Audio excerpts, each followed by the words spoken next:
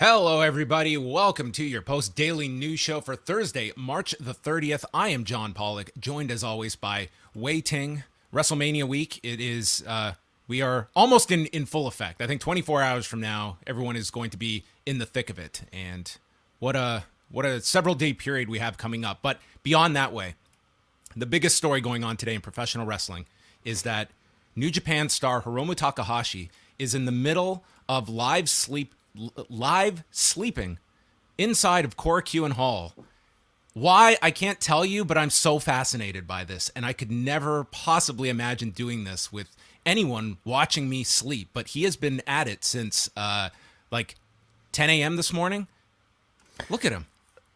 Yeah, our morning. I mean, 10 p.m. their time. Yes. I mean, I don't speak Japanese, but I don't. This might just simply be a premiere and not necessarily a live stream. But I don't have a. Either way, it's a wild idea, and I think why is a question you would ask for anybody except for Hiromu, where I don't think why. I mean, Hiromu is the answer. Well, there you go. We will maybe check back in before the end of the show, but our slew of guests this week continue as WrestleMania week is happening down in Texas, and we are able to get a couple of minutes here with a man who is Dallas bound. He's going to be busy this week calling shows part of WrestleCon, and of course, the voice of Ring of Honor himself, Ian Riccaboni, is here with us on the Post Daily News Show. Hello, Ian. Hey John, hey Wai, so happy to be here. It's almost that time of year, and this one's a little extra special. When the news of the shutdown broke, the hiatus broke, we didn't know what the future held, but I know that I have at least one more with Ring of Honor, hopefully many, many more, and we're doing some WrestleCon things as well, which is super exciting. Yeah, we'll definitely talk about the WrestleCon editions because, of course, you are so synonymous with Ring of Honor. And I think part of the intrigue of this show on Friday night, it's not just the lineup, but I think a lot of fans, and maybe yourself as well, are going into the show with a whole lot of questions about what this show is going to look like, what is going to be announced, and what the next chapter is going to look like for the company. Yeah, absolutely. This is one of the most exciting times in Ring of Honor history. It's interesting because you want to be in the know, you want to be involved, but you also want to feel the surprises with the fans. So for me, I'm just trying to figure out as much information as I need to know, as I need to prepare heading into this event. So I'm trying to not bug the right people too much. I'm in communication with the old ownership. I've reached out to some of the folks in the new ownership group. And I'm just trying to get as much information so that we can deliver the best broadcast possible. But I hope, that a lot of the things that people like about Ring of Honor, which is, just hard-hitting wrestling, sports-based presentation, I hope and I believe that's going to stay. And I'm really excited about that. But beyond that, it's an exciting time because some of these matches, they're coming out of left field in a good way. I mean, Lee Moriarty versus Jay Lethal, for those that remember back at Supercard of Honor, Death Before Dishonor in September, Jay Lethal said, Lee, I wish you were staying around. I wish you were staying around in Ring of Honor so we could have this match. All of a sudden, time passes, and it's Lee Moriarty, Jay Lethal at Supercard of Honor. And then Wheeler Yuta back in Ring of Honor to challenge Josh Woods for the Pure title. Swerve making his debut, taking on Alex Zane. And you see the graphics there, the 3 championship matches already announced. It's going to be a wild night. If you can share, have you been given like the indication that wherever this is going with Ring of Honor, that you are going to be part of that? Like how much has been disclosed to you just in terms of what your future will be with Ring of Honor? Sure. I haven't had any straightforward talks, but I've talked to folks that are in both orbits, both the old group and the new group. And, I've made my intentions clear. It's not going to be a money play. It's not going to be a pride play for me. I want to be involved, and whatever that looks and feels like, it would be my honor, pun fully intended, to continue on as Ring of Honor broadcaster. What's exciting for me, and I always joke with Kevin Kelly about this, is that I'm just a few episodes away from breaking Kevin's record for most TV episodes broadcasted. So from time to time, I'll send him pictures of Cal Ripken, and I'll just bug him a little bit about that, the Iron Man streak. But more than that, Ring of Honor has been part of my life now for the last 8 years, and I really can't see myself anywhere else doing anything else.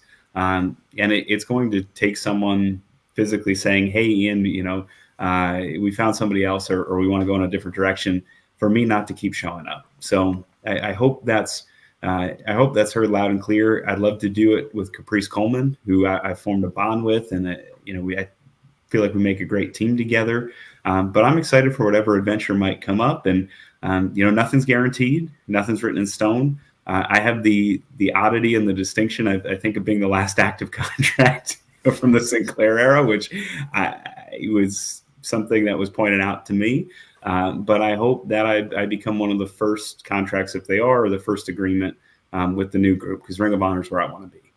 It's funny because when Final Battle ended, the thought was, okay, it was still a whole lot of questions because you didn't officially announce Supercard of Honor by the end of that broadcast, and was going to be like, the next few months, is Ring of Honor going to be able to be in the public conscious? And internally, I thought the handling of the Hall of Fame and those episodes was great. And then, of course, the huge sale. I think Ring of Honor is top of mind for many, many people going into WrestleMania weekend. It's quite the opposite of being out of sight, out of mind. Yeah, and I think one of the things that I really appreciate that this Sinclair group did was that they let the folks that were still under contract test the waters in other places. And what I mean by that is, I was able to do GCW. I was able to do a number of Impact Wrestling events. I was able to fill in for Kevin Kelly on New Japan Strong. And each of those groups have been so great. I can't say enough good things about Brett, about Scott D'Amore at Impact, about the team at New Japan Strong, specifically Shizuki. Those folks involved really helped us keep the name alive as well. And we really had no inkling, of the sale. We knew something was changing. You'd be you'd have to be not aware of your surroundings to not feel like something was changing or something was different. But at the same time, I think the Ring of Honor group at Sinclair played it the right way. They let us have our options for those of us who were under contract, and they didn't get anybody's hopes up that wasn't. And I hope to see, a number of folks that were in the Ring of Honor, up until December 31st, land on their feet, maybe in the new Ring of Honor. But many of them are killing it right now, like Matt Taven, Vincent, Kenny King over an Impact. And I wish for everybody's continued success. When we think back now to like the month that has passed recently since the news broke, how was the original sale announced to you? How did you find out about it? What was your initial reaction? Yeah, I found out on TV, like everybody else. I was a minute or two behind because it was James Harden's first home game as a Sixer.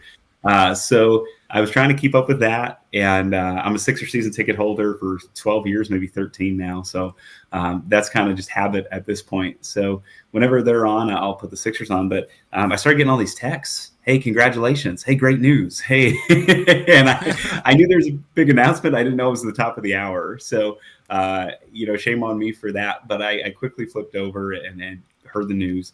I was reached out by somebody within the organization that same night of the new group, and I had heard from someone in our group in the current, I guess still the current group, Sinclair Broadcasting, until the sales final.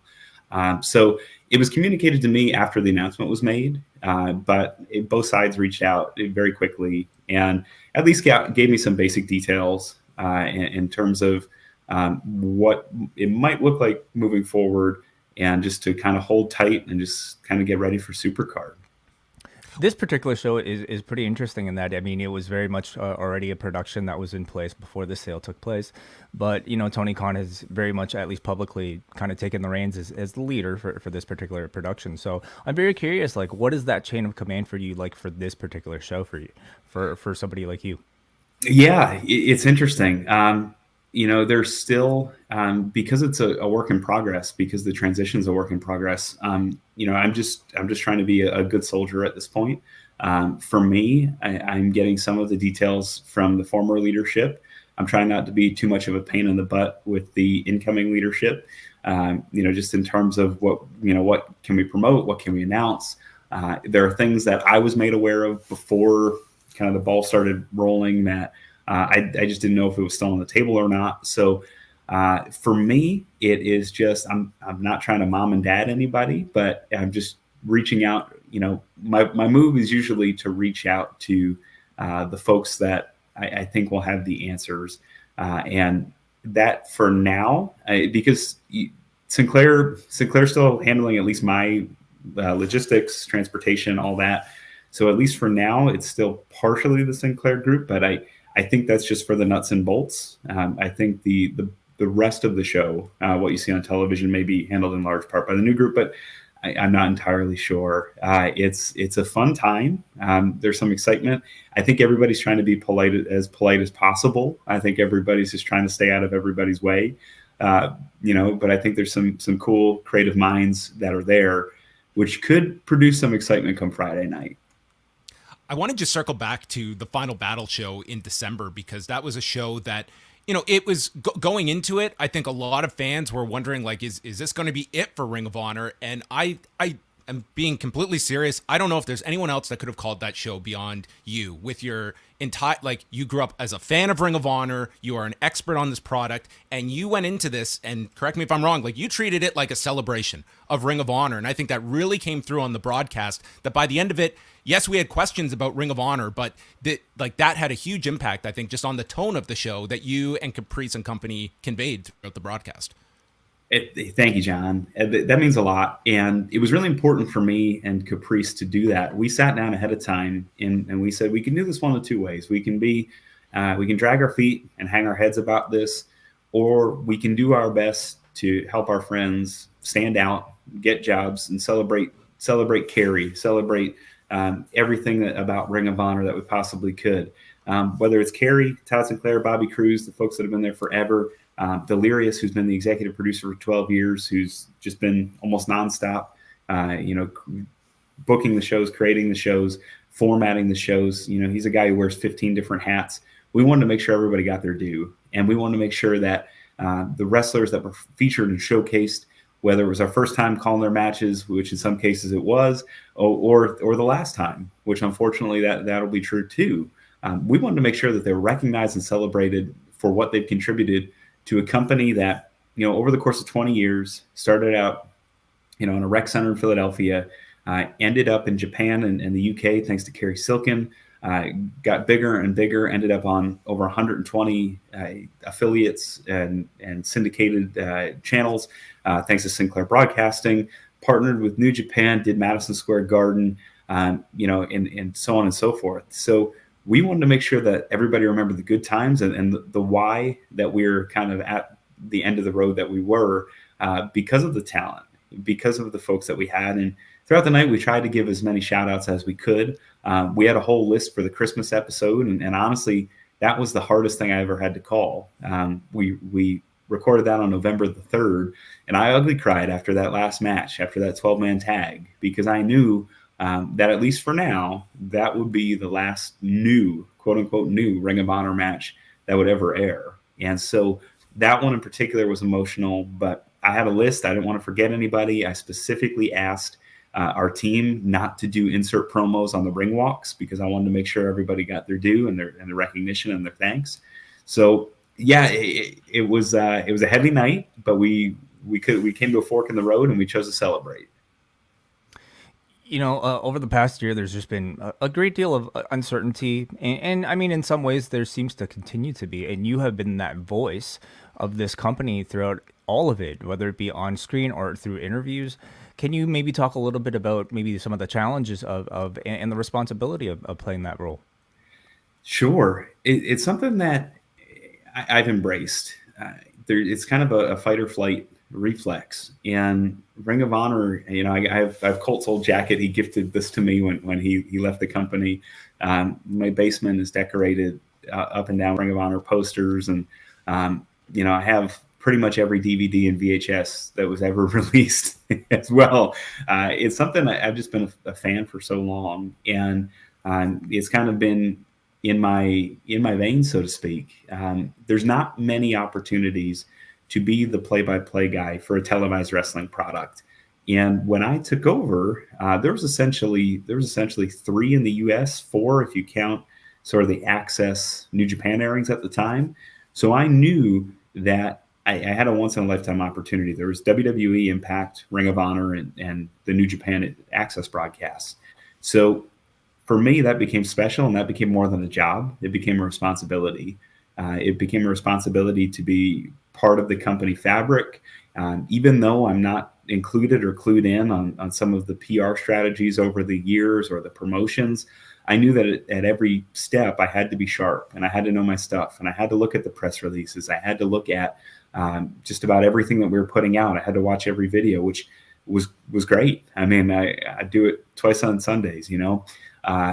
For me, that was the kind of responsibility that I was hoping I was built for, and that I was hoping I could sustain. And there were times when it was tough. There were times when we had some not so great publicity. There were easy times when we were on top of the world, you know, at Madison Square Garden, or you know, the first time I went to England, or when we went to Wales or Scotland. But the good comes with the bad, and the bad comes with the good. And there was a little bit of weight and pressure in kind of being the unofficial spokesman. You know, we had a great PR guy, Mark Kruskal, who was wonderful and terrific. But when you're the person that, you know, the fan tuning in at, you know, 11 o'clock on Saturday nights on their local CW sees, they're going to expect some answers from you. That was something I didn't quite understand at first, and I really took it to heart and took a lot of the weight with it. But especially during the pandemic, I really wanted to step up, and you know, thankfully Ring of Honor gave me that ball, and hopefully I was able to run with it. What did it mean to you to, you know, hosting all of the Hall of Fame episodes, and it culminated with the surprise reveal of the Legacy Award that was handed to Cary Silkin? And I don't think anyone could possibly, you know, understate the importance of Cary Silkin, but has to be especially rewarding for you that you got to be in that position to give him the award. Oh, it was incredible. Cary's become one of my best friends over the years. And I remember the first time I met him in Baltimore, Maryland in 2014. The first couple events I went to, Cary was coming off of surgery, and I hadn't gotten to meet him yet. And, you know, there was whispers, oh, Cary's coming back. Cary's coming back. And I was so excited because here was a guy that, to me, found a way by any means necessary to get these amazing dream matches year after year. You know, I remember seeing the advertisements, being on the message boards, being on the Observer message boards, all that, you know, fun stuff, and just reading the reviews, and, you know, just seeing, you know, hearing about Joe and Kabashi, and hearing about Brian and Kenta and all the matches that they had, and knowing as a student at NYU, I was so close, but I couldn't afford it. I couldn't swing it, you know, and so one of the first things I did was I apologized for, at the time, pirating a lot of the videos, and I offered to pay him back, and he said, no, that's all right. And so that was the first thing I did. The second thing, you know, I got to know Cary as a person, and he's the genuine article. He's the real deal. Give you shirt off his back kind of guy, bring you in, clean you up, get you a meal kind of guy, expects nothing in return. And when you have a guy like that running a wrestling company, who's willing to put not only the money, because he's admitted over the years he's had one profitable weekend with Ring of Honor, and that was it. But to be able to put the emotional investment in it as well, which he did, and that the type of guy to, again, like I said, the Young Bucks called it out in their book. Cary gave them a loan to start their online merchandise store that launched just about everything that they did, and, you know, Cary's that type of guy and expects nothing back. And, you know, certainly the Bucks have repaid Cary, but Cary wouldn't have cared if they did or not. You know, he expects nothing in return. So for me to be able to present that award to one of my best friends, but also someone who's been so selfless and just thinks about the wrestlers and the fans first, I couldn't believe it. And Delirious sent me a picture. You know, he sent me a picture of the award, and he said, can you get to Baltimore on Tuesday? And I said, yeah. He goes, make sure Cary gets there as well. We need Cary. So we did the setup, and we hosted the cumulative award presentation, and my dog Penny enjoys it as well. But yes, there he is. Fan. Yeah. But yeah, I barely could hold back the tears. It was almost ugly cry part 2 as I gave the award to Cary. It was a very cool moment for those that maybe didn't see the episode. I definitely recommend checking it out.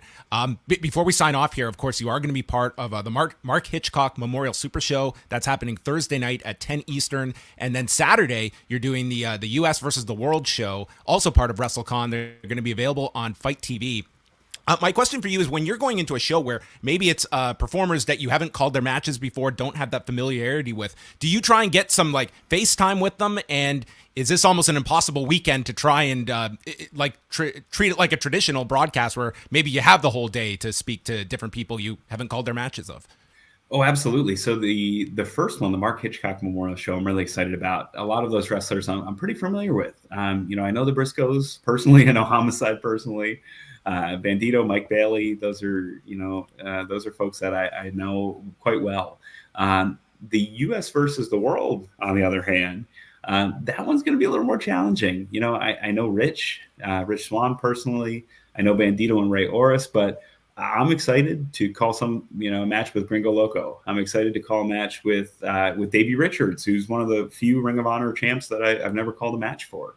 Michael Oku has had that amazing match with Will Ospreay a couple of weeks ago. So that's going to be a big thrill to me. I think him and Rich could tear the house down. And, to me, Calvin Tankman is one of the most underrated guys out there. So these are folks that I know, but the background pieces are what you want to get right. It's that 10 to 15 seconds walking down to the ring. Normally I prepare for that by pulling them aside, but I know this is going to be a scramble because there's events happening in the morning on Fight TV. They're happening, I think, as early as 7 a.m. this year. So a lot of these wrestlers, it's a great opportunity for them to make a lot of cash wrestling multiple matches and multiple matches a day in some cases. So I might not run into the folks as I normally would, but I'm doing as much pre-work as I can. I spent a few hours yesterday specifically on the U.S. versus the World card because there's some exciting names, but just some that I'm not familiar with in a match calling context. So I'm excited about that, though. That's one of my bigger thrills, is to be able to see a new style in person, see a new wrestler in person, and get to call a match.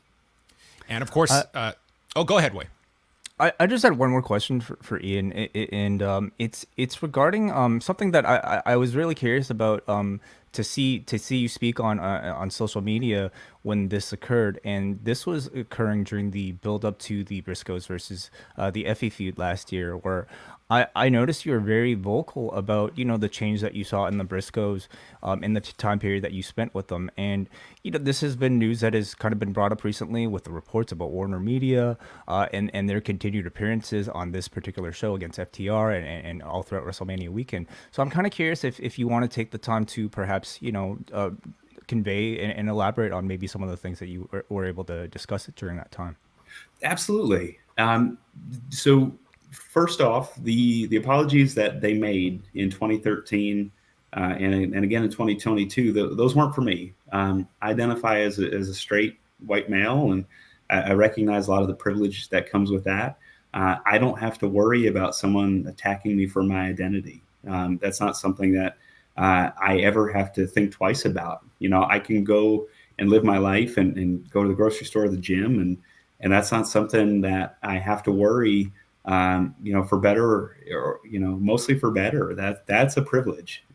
So recognizing that and getting to know Cary, who is out as a gay man, getting to know my friend Kip, who I took to senior prom, who transitioned and is wildly successful and had a really cool documentary about his transition.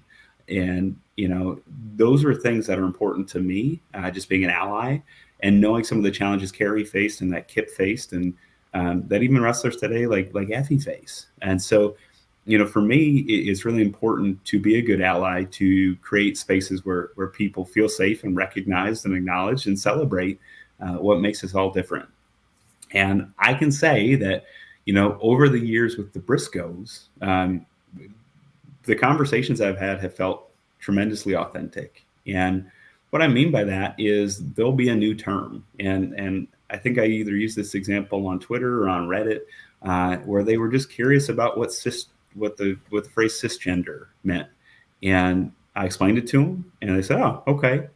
and the conversation, there was this genuine curiosity about, you see it with Buff Bagwell now, and it was that kind of thing where it felt real, it felt genuine, it felt like they were engaging because they wanted to know, they wanted to understand. Jay's got daughters that he loves dearly that are in cheerleading competitions that are super successful. Mark has, Mark's family keeps growing as well. I think he's up to 6 or 7, and they're great parents. And, for me, anytime that I can offer any information that I have, and it's true, I mentioned this on All In. I was a sexual health advocate at NYU. I was licensed and I won awards for it. And that included talks about identity and the sexual spectrum and gender and sexuality and so on. Anytime I can talk about that with someone that genuinely wants to know and is curious, I think that knowledge helps open different pathways and helps open different discussions. The Briscoes over the years have been my travel partners. We had a lot of fun times together going in and out of Toronto to Buffalo, driving from Pittsburgh to Columbus. Those are just a couple off the top of my head. We had a really fun trip in Dallas, and never at any time had I experienced any genuine hatred, and just the politeness and the just the willingness to talk about and find out about these new things and new terms makes me believe they're the real deal. Now, I know people have different faces for different interactions, and they have different methods of communication for different interactions. But the thing that stuck with me when Mark and Jay talked about it in their most recent video is that they genuinely believed what they were saying was true to what they believed. And then they were willing to figure out and go through that discovery, that self-discovery journey, that they were mistaken, and maybe within the confines of their own faith. And when someone, I'm not a religious person, but I found over the years when someone's willing to balance their faith and their beliefs and they're willing to challenge them, that makes a stronger person, and I think that makes a better person. And so, I think Jay and Mark, they're the real deal. They care about people. They love people. And, to me, they've been supportive of the talents that we've had, those that are out, those that are not out. I think it was the original statement, and, I think it was a misguided statement. And I think that over the years, they've had to reflect. They've learned and grown. I think seeing their children grow have helped them. I think, recognizing and looking inward has helped that. And I love those guys, and I'm proud of them.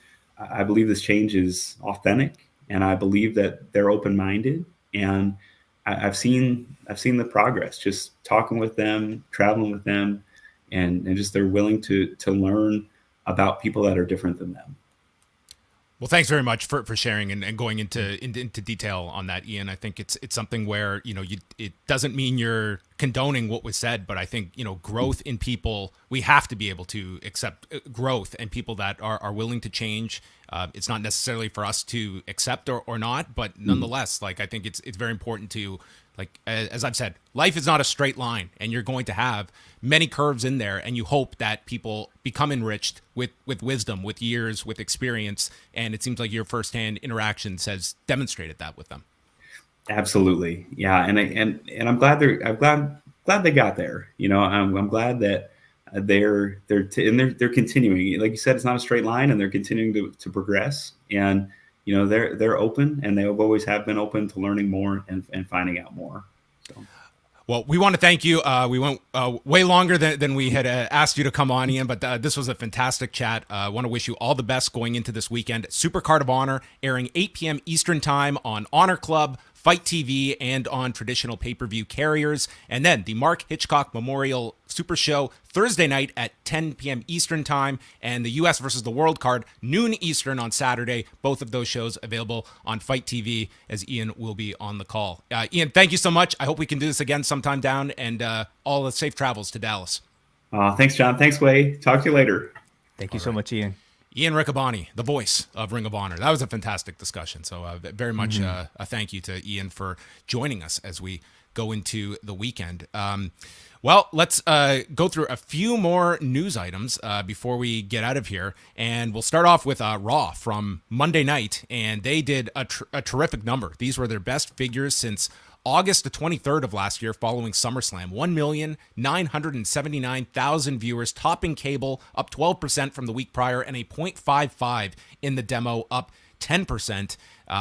Also doing a very strong number in Canada, just under last week's figure. They did approximately 277,000 viewers, and the second hour of Raw was their most watched hour of Raw this year. So I look at this as several factors. Like, yes, Reigns and Lesnar were on this, but I think the marketing of WrestleMania Raw, as much as people wanted to laugh about that, I think that was a significant factor in all of this. I don't disagree with you. It's the only sort of difference that I can pick up from maybe previous weeks, other than perhaps some of the difference in competition. But how much of the Seth Rollins hijacking stuff do you think played a role? Probably some of it like that. I thought it was smart to get that out mid-afternoon, and I think that got some buzz. But I do look at like WrestleMania Raw itself playing a factor, because you look at, okay, WrestleMania season, the go-home show, it's not always like this huge show numbers-wise. The day after, yes, but this was a very strong number for Raw going into their biggest weekend of the year. So we will see what kind of the ceiling is next week and how much buzz is coming off of WrestleMania with night after WrestleMania Raw. I think we're that much closer to just slapping WrestleMania on every single show that they produce. NXT 2.0 on Tuesday night. We got several additions to the card. We saw the Cameron Grimes main event where he punched his ticket into the North American title ladder match, and will be taking on, Carmelo Hayes and company. And as well, the reunion of Dakota Kai and Raquel Gonzalez out of nowhere, as they will challenge Toxic Attraction for the tag titles on the pre-show of Stand and Deliver this Saturday. As characters, it certainly felt out of nowhere. Although I guess we can assume maybe that this was being planned, last week when Raquel Gonzalez got attacked by Toxic Attraction, and then leading to, I think a really wonderful moment actually on TV, seeing the two of them in there, the audience immediately recognizing what was going on, and then getting a big hug. Yeah, in terms of story, I don't know where it kind of fits in both of their character arc trajectories. I personally hope it means the end of this Dakota Kai character, whatever she's been working on. And, it sets up a pretty big match, I would say, for Stand and Deliver. And it makes you wonder, like, is this supposed to represent maybe a final run between the two before one of them or both of them gets that eventual call-up? Or are they sticking around for a bit longer? Yeah, so the card, we've got Ziggler and Braun Breaker, which it was revealed, I knew they looked familiar. Braun Breaker is in fact the son of Rick Steiner. Vic Joseph noted on the broadcast. They have finally called attention and have explicitly said that yes, Braun Breaker is the son of Rick Steiner. So haven't announced the inductors yet at the Hall of Fame, though we can assume, of course. So who knows what the deal is? Maybe at this point, do you think he'll change the name, or do you think the WWE will want to just keep him to their particular IP? I imagine that they will keep him as Braun Breaker at this point. Although, I mean, now that the Steiners are in the fold, if they're coming into the Hall of Fame and they're signing some kind of Legends deal, they may see more value in the Steiner name now than they did before. And if he gets a call up to the main roster, that would probably be the time if you were going to do a name change. But I think you've introduced Braun Breaker at this point, and maybe that's just what you go with if they've already got that name, trademarked and such. We will see. The North American title ladder match has Carmelo Hayes, Santos Escobar, Grayson Waller, Solo Sikoa, and Cameron Grimes. Mandy Rose defending the women's championship against Cora Jade, Io Shirai, and Kaylee Ray. Imperium versus MSK against the Creed brothers for the tag titles. Tommaso Ciampa against Tony D'Angelo. And it was pretty much laid out pretty clearly. This will be Ciampa's last NXT match with his promo and the date on the chair. Yeah. I think giving that confirmation before heading to the match is great, because to me that it becomes one of the more interesting matches at Stand and Deliver, because it is sentimental. And I think we all know what the end result will likely be for this one, but that doesn't really take away from any of the real life kind of repercussions of it. For me, I'm happy about this. I think Tommaso Ciampa. I mean, we just listened to Johnny Gargano talk about his NXT run, and Tommaso Ciampa was right there with him. No more for this guy to accomplish. You know, he's any more time I think he would have spent in NXT would just kind of make him feel a bit stale and maybe make him feel like, you know, that much older than the young crop. So hopefully this means that he's getting a call up to the main roster after I would say a few solid weeks of appearing there. And to me, this is his way of wrapping things up. So yeah, I'm excited for it. And then the card rounds out with LA Knight against Gunther and the pre-show match with the NXT Women's Tag Titles being defended. So that's your card for Stand and Deliver on this Saturday. WWE and Blumhouse Television have announced the showrunners have been named for the upcoming scripted series, The United States of America versus Vince McMahon, which as of yet does not have a distributor. So it's not been picked up by any network or streaming service yet. But they have tasked Micah Fitzerman-Blue and Noah Harpster, who were the screenplay writers for the Mr. Rogers movie that did really, really well, the movie starring Tom Hanks. So they will be the ones writing and executive producing the series that is in development. And they did give a statement that Vince McMahon is a living legend. We are thrilled to tell his larger-than-life story with our partners at Blumhouse and WWE. Of course, Vince McMahon, among many, including Kevin Dunn, have executive producer credits on this series, as we will get a probably the most unique look at the 1994 steroid distribution trial involving Vince McMahon. Yeah, you know, it's good to first of all get an update on this because we know it's been in production, but haven't really heard much about it otherwise.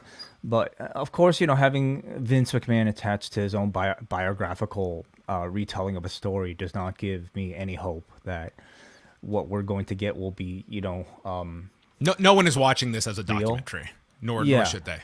But I will say, you know, having these two attached to it, two people that were involved with, I believe, an Academy Award nominated. If not, did it win?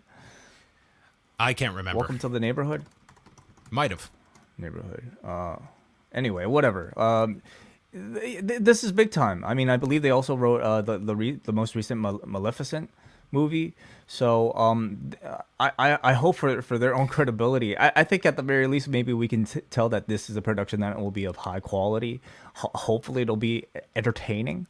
And maybe that's, you know, what we aim to look for rather than maybe, you know, a historical document. Is it entertaining? Is there a greater pivot than going from Mr. Rogers to Vince McMahon? As people know. But as fascinating real life characters, I mean, they're both very quirky in their own ways. Did you see the Mr. Rogers movie? It was one that was on my list, but I never got a chance to watch it. I watched it. It was fantastic. Yeah. I've started Ted Lasso. Oh, okay. I didn't love it. You didn't love it? I saw some of it. Didn't like it that much. I will say this. I'm like 5 episodes in, and the hype was like unanimous. Like, this is like the greatest thing ever. I'm certainly not at that level, but it's enjoyable. I'm liking it. I've been really obsessed with that Formula One show, Drive to Survive. I started that too literally a week ago. I'm on that is enthralling. Okay, I'm on episode 3, good. And I do not want to binge this. I want to savor this. It's like I've got 4 seasons ahead on Netflix. This series is amazing. This might turn me into an F1 fan. I watched my first F1 race this weekend, John, because of this show. Okay, I almost didn't want to watch it because I didn't want to be spoiled for future seasons. What if we shut the site down and we just make our pivot? Okay, is there a greater pivot taking off our last subject that you and I go from pro wrestling to F1? You want to bail on WrestleMania Weekend? I'm done. You want this to be our last wrestling podcast? Let's retire after this weekend, okay? That's it. This will be our swan song, and we'll do an F1 show every week. I love this series. It's amazing. Dude, it's so yeah. Who do I you can't like? believe the access that they get. Like it's been tremendous for F1, but for some of these drivers, it's like, get lost. I don't want to. I'm doing fine without a Netflix series. I'm amazed that they have it's like unprecedented. The conversation, they're literally eavesdropping on phone calls. Did you know that I don't know what episode you're on, but did you know that the guy who runs Red Bull, you know that guy who runs Red Bull, the Christian Horner? I know the name. Yes. Do you know who his wife is? Nope. It's Ginger Spice. Get out of here. They show him, and I'm like, who's this? Like, oh, they're at this person's mansion. Okay, very attractive wife. And then my wife is watching, and he's like, is that Jerry? And I was like, holy shit, you're right. Wow. Anyway, so like the European fans listening to us are just like, oh my god, look at these losers. Like, it's just. I'm even more novices. intrigued now. Ginger Spice was always my favorite Spice Girl. Okay, there you go. I think you have a favorite coach. I think you have a team that you're cheering for. Anyway, this is not to derail this show. I'm so much even more than interested it in has. this now. Well, last thing on the docket today. Can we get an update on Hiromu while I'm going through this this sure. Dynamite show for tonight? Okay, let's check this out here. I believe they just changed camera angles, and I believe he is still asleep. What I'm amazed at is he's not a toss and turner. He's just a full on back sleeper. Because it is like 2:40 a.m. in the morning in Tokyo right now. So I guess we don't know if this was already done. However, I could never sleep with a camera on me. I just could not do this. I mean, I could do probably 90% of the things that Hiromu Takahashi does. I also don't think I could stay this still in my sleep. Like I've been checking in periodically today. I'm fascinated by this. I find it really interesting. I can't believe only like 400 people or so are watching this. Yeah, I mean, I love the idea, but I have to say he's not a very exciting sleeper to watch. You know, I want to see somebody define snore. exciting sleeper. Well, somebody who snores. You know, somebody who just like maybe somebody who sleepwalks. Somebody who like That would be awesome if he just like started going up the balcony or something and he's like half asleep. Somebody who at least like changes into like positions, you know? Like, come on, give me something here, Hiromu. Were you a sleepwalker? I was not a sleepwalker. No, I was. sleepwalk. I was. It was actually bad. Like Really? I would wake. Oh yeah, yeah. You when I was like 8-9 years old, like I would wake up in the basement. It actually freaked me out at times that I would like go outside or something. I never did that. But it was like literally I would end up like I'd wake up, I'm in the basement or something, or I had left my room. This went on for like 2 years when I was like the hell? 10 years old or so. Yeah. Would you do anything like, or would you just be walking? Like, would you No, be, I like, just brushing your but teeth? like I'd wake up and it's like I've gone down 2 flights of stairs and I have like I'm not so I'm not dangerous. awake. Yeah. Holy shit! And how did it It go just away? it was just something I grew out of, I guess. I didn't get any kind of like, I didn't take anything for it or see any kind of I don't even know what you would do for sleepwalking. I'm sure there's ways to correct it, but yeah, it was something that went on for like a year or two. This sounds like it's a project we need to do for the post wrestling YouTube. John Pollock sleep Yes. stream. Yeah, we'll get the Ravenettes to do a theme for us. Dynamite tonight in South Carolina. On that note, maybe a sleeper show for tonight's show. Jon Moxley and Jay Lethal has been announced. There has to be a better way for Jay Lethal. CM Punk against Max Caster, which seems most are intrigued by what Max Caster's rap will consist of. Andrade El Idolo against Darby Allin. FTR versus the Gun Club, and the Owen Hart Cup qualifier with the Bunny and TBA. Yeah, it's a lot of things that they've just announced actually in very recent moments since we've been on. But yeah, we've got these 4 matches. We've got a big match with Jay Lethal, Jon Moxley, and CM Punk versus Max Caster. They're really giving Punk a lot of in-ring time. I mean, first of all, probably just to keep him hot after the MJF feud, but probably also to pad out that record with some wins before he challenges. He's got to crack the top 5 first, doesn't he? Is he in the top 5? I don't believe so at last check, but I mean, I'm looking it up right now. These the infamous rankings here as of the last ones were March 23rd, so they haven't put out this week's, I guess. Yeah, Punk not in the top 10, but I guess they put out the rankings every 7 days. These are dated March 23rd. I think you'll probably get them today or after the show, but I think we're probably gonna have to see a few more on-screen matches from CM Punk in the next weeks to come, in order for him to justify that number 1 rank.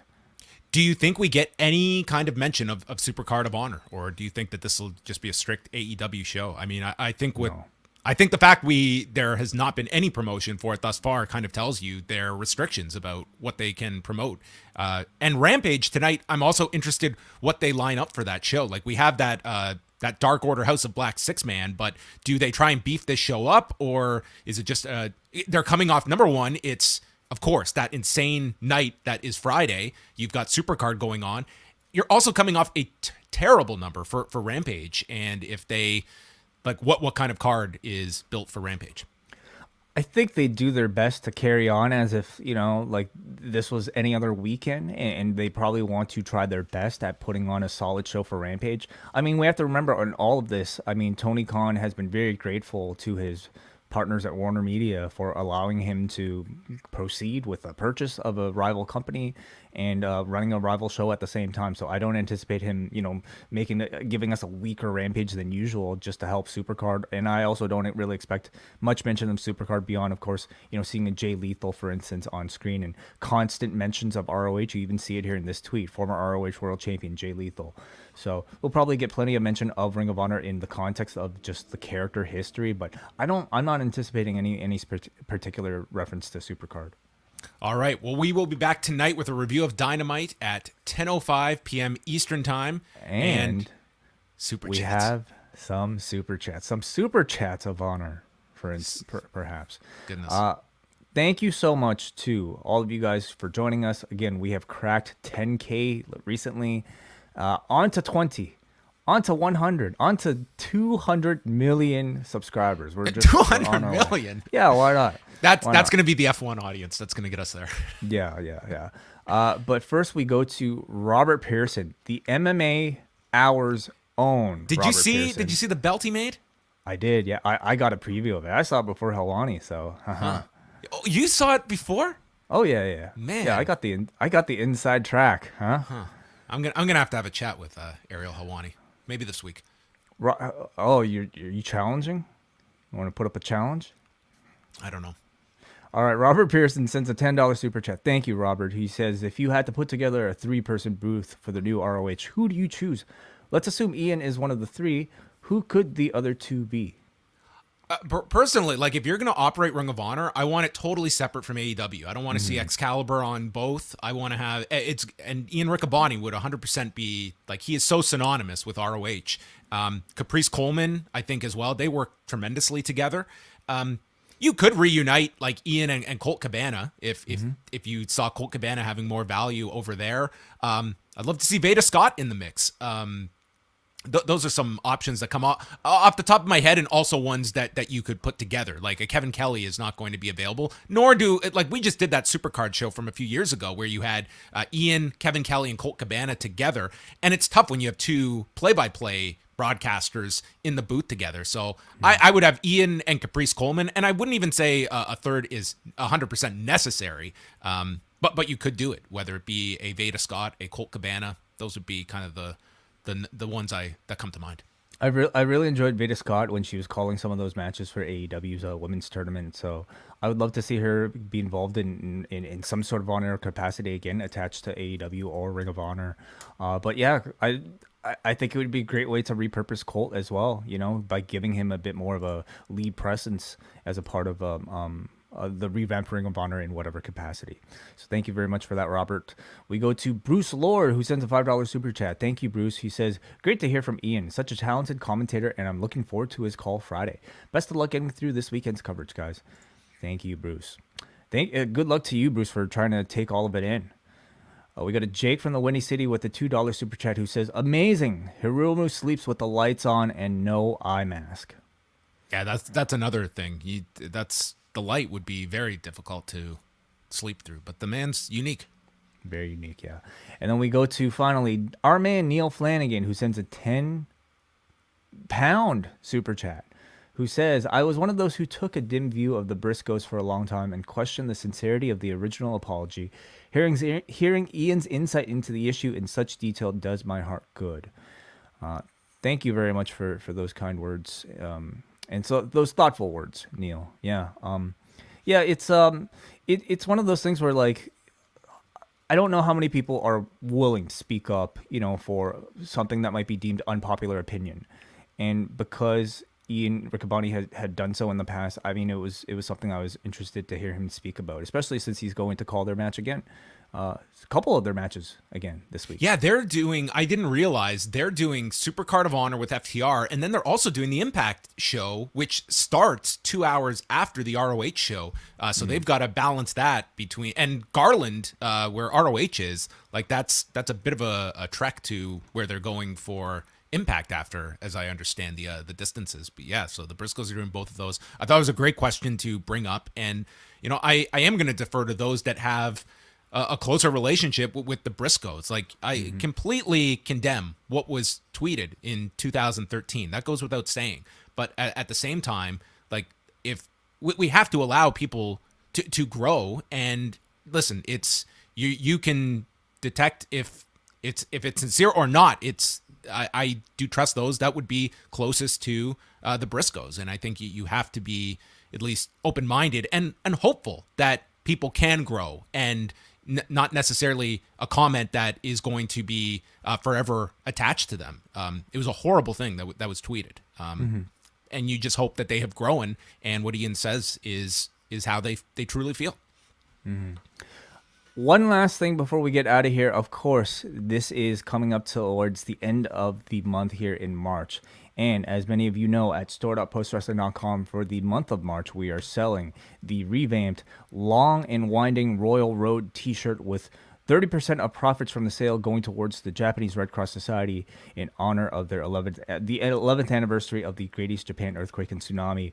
And also 30% of it we will match to donate to Doctors Without Borders in support of their ongoing efforts during Ukraine's humanitarian crisis. So still 2 days left to get your shirts in support of two great causes at store.postwrestling.com.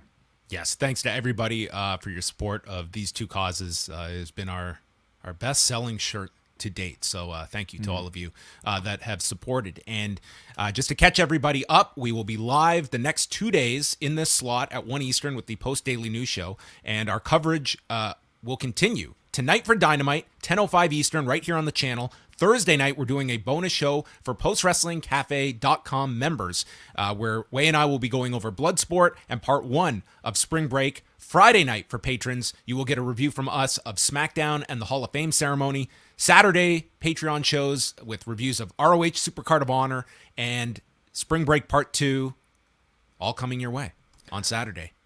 Also, MCU Later returns tonight, or I should say tomorrow night, on the Post Wrestling Cafe. But right now we have available for everybody our primer that WH and I recorded talking about Moon Knight. That is available for free right here at youtube.com/postwrestling, or if you prefer to listen to the audio, page postwrestlingcafe.com. It doesn't matter if you're a patron or not. You can go and just listen or download the show.